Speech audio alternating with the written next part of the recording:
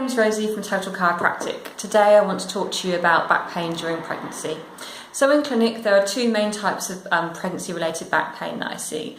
The first one is back pain that goes across the whole of low back, or sometimes on one side more than the other, often into the bottom and sometimes down the leg.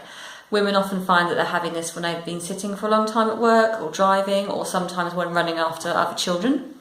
The second one is a more specifically pregnancy-related condition, and that's called pelvic girdle pain, used to be called symphysis pubis dysfunction, and that's about the joint in the front of your pelvis, often a very sharp pain in that joint.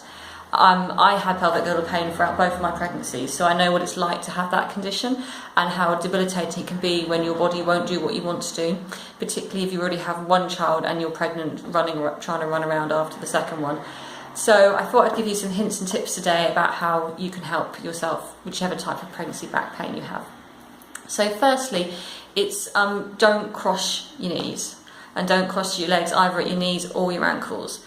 Basically, when you're pregnant, obviously there's a lot of changes going on in your body and in your pelvis, and that affects your spine, and that affects your pelvic joints at the back and the front.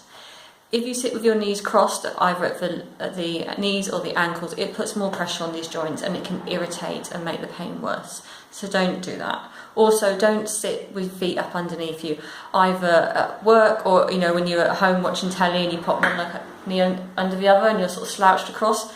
Don't do that, it irritates your back. So sit preferably with your hips higher than your knees, so maybe a small cushion to lift you up, and if necessary a cushion behind your back as well. And have your feet down either on the floor or on a footrest. I know personally I couldn't cope without a footrest when I was pregnant. The second one is try and keep your knees hips distance apart.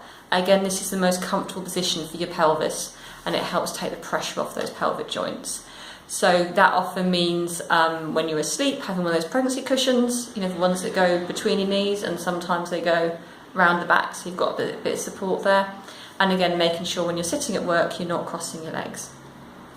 Thirdly, is often if you take your legs apart more than hips distance apart, it can be quite painful. And one place I find most women suffer from that is getting in and out of the car.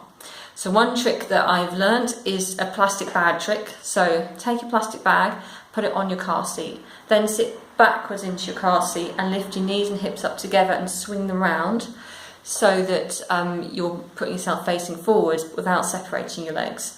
You can then take the plastic bag out from underneath your bottom and drive off safely. There's a great support page for women with pelvic girdle pain called the Pelvic Partnership, so I'll put a link to their website below in the comments.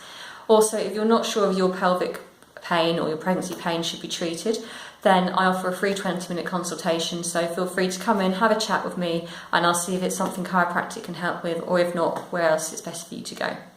My name's Rosie from Total Chiropractic. I hope you found that helpful. Goodbye.